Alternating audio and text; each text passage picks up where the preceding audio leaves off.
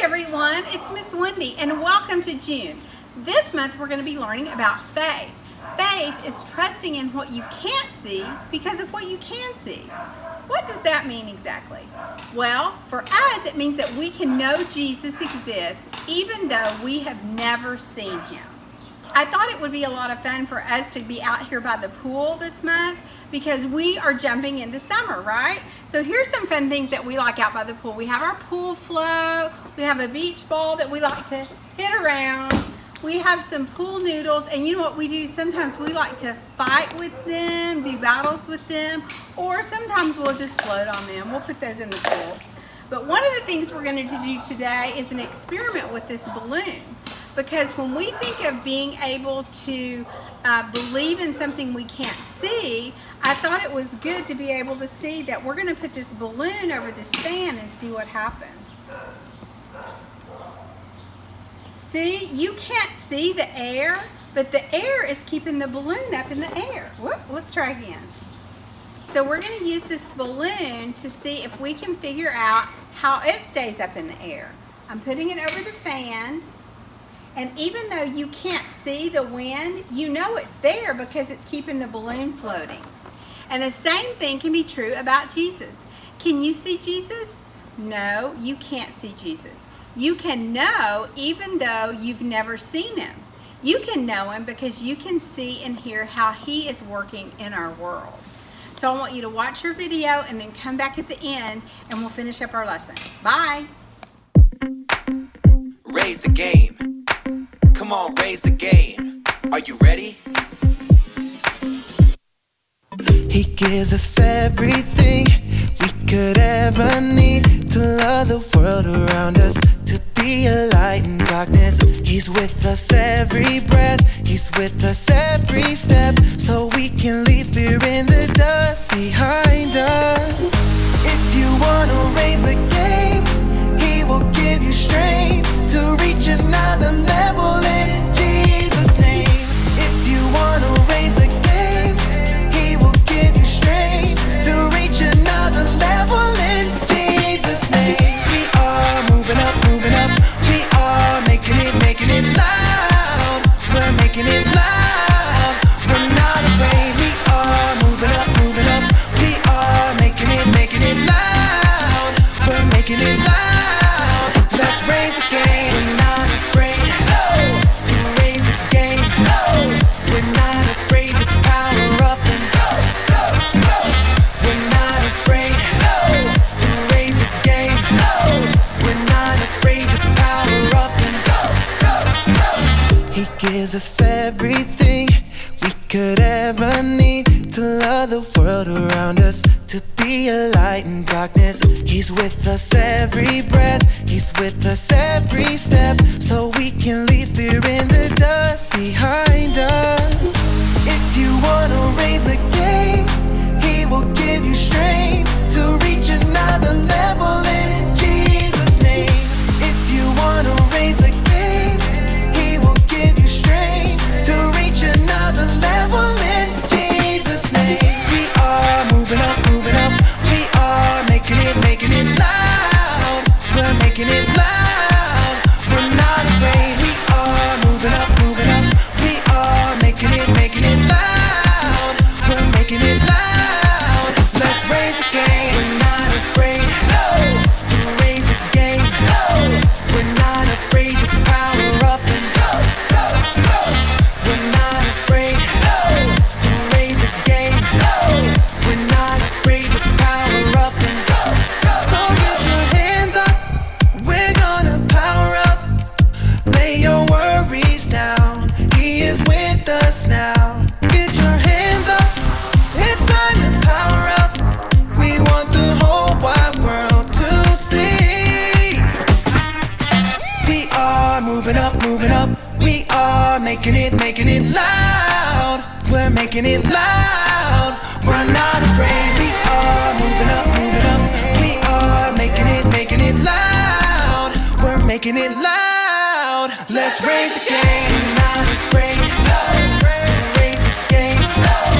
We're not afraid to power up. We're not afraid to raise the game.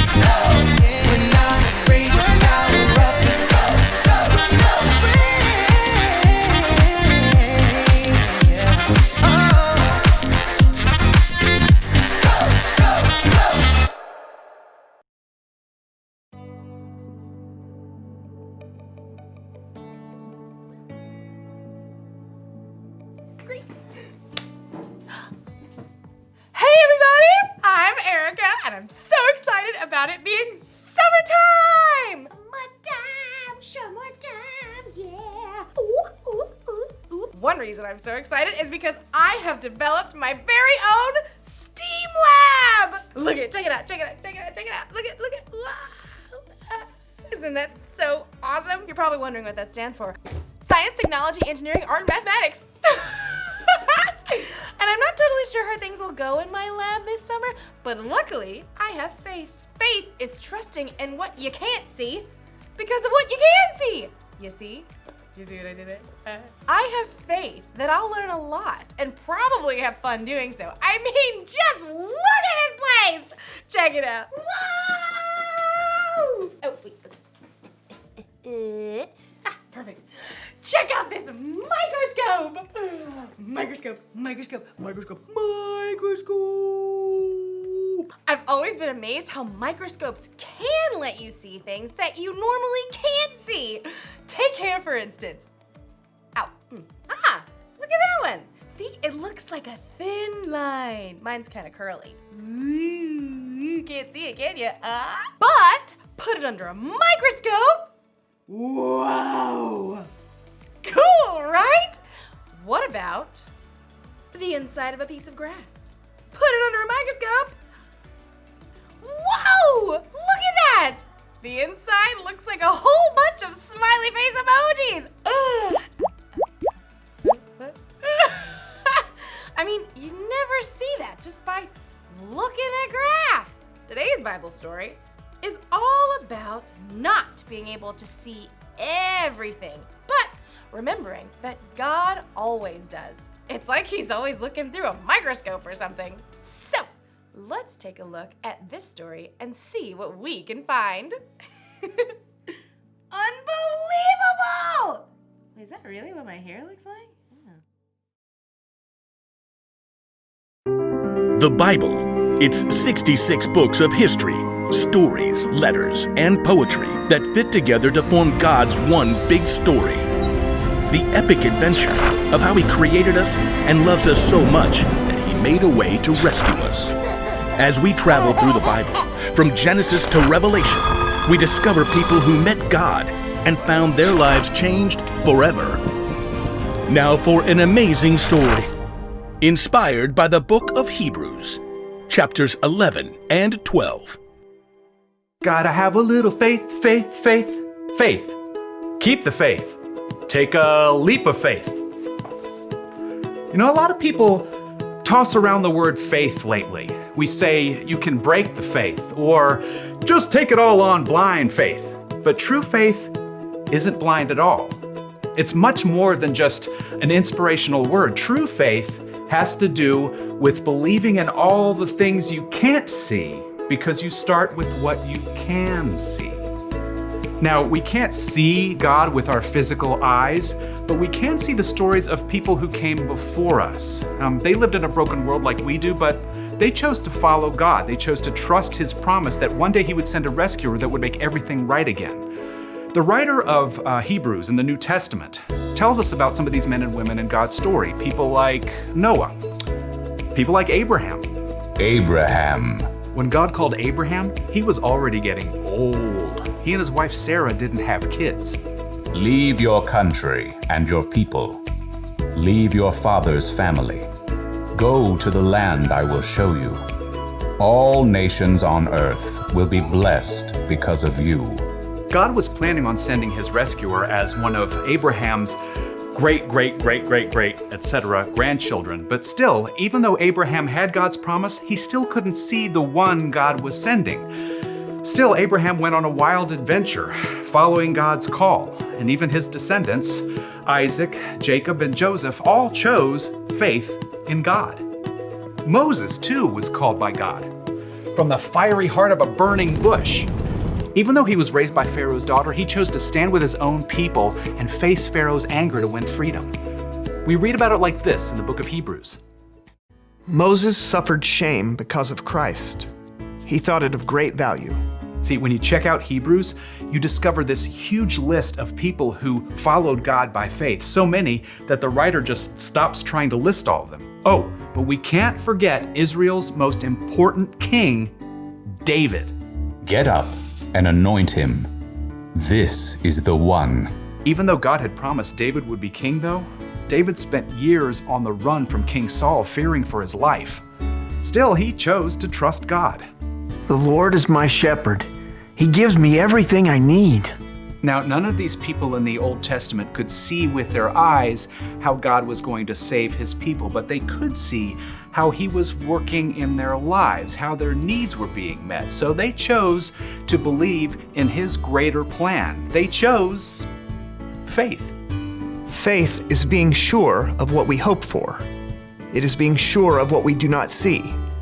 That is what the people of long ago were praised for. Now, here's where the story turns. In Hebrews, we discover that none of those people in the Old Testament received what God had promised here on earth. That's because God had planned something better for us, so they would only be made perfect together with us. God's plan includes all of us from the very beginning of creation. So at just the right moment, at the perfect point in time, God sent his rescuer, the hero, his very own son, Jesus. Jesus showed us how to live. He showed us what God was like, and he told us the most important thing. If you love one another, everyone will know you are my disciples. Love God, love others. It's the heart of the whole story. But then, Jesus was killed, and his friends thought the story was finished. Period. Dot. The end. Until God raised him back to life. Jesus has defeated death, and those who follow him can live with him forever. But how do you follow someone you can't see? Well, that brings us back to faith. Let us keep looking to Jesus. He is the one who started this journey of faith, and he is the one who completes this journey of faith. He paid no attention to the shame of the cross. He suffered there because of the joy he was looking forward to. So think about him. Then you won't lose hope. The early believers, Peter and John and other followers of Jesus, had seen him teach and heal. They saw him after God raised him to life. But after Jesus returned to heaven, the believers continued to live by faith. We have to speak about the things we've seen and heard. Because of what the new Christians in the early church had seen, they could believe in what they could not yet see, the end of the story, where God makes everything right. They kept the faith, and because they did, we can choose faith too.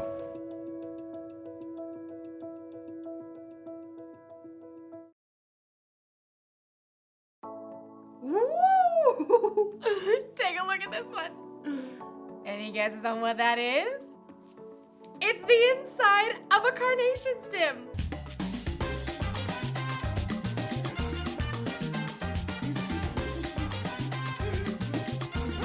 It's amazing how things look so different under a microscope than they do just with our eyes. It makes me think of Hebrews chapter 11. It's where we can look back to all these people in history who had faith in God. Even though they couldn't always see how things would turn out, they believed God and his promises. They lived by faith. And you can live by faith too.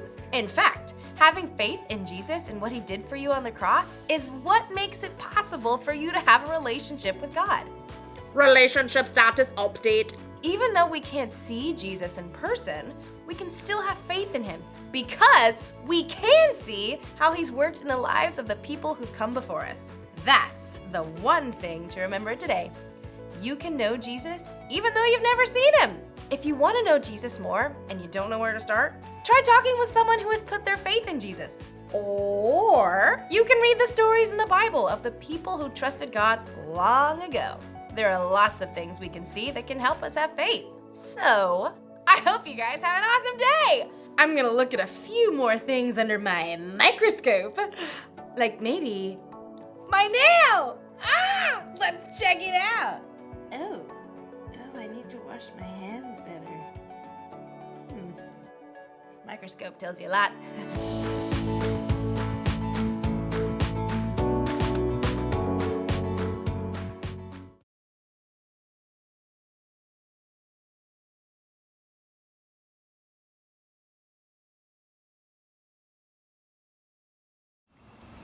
Wasn't that great? Now we have an amazing promise from God.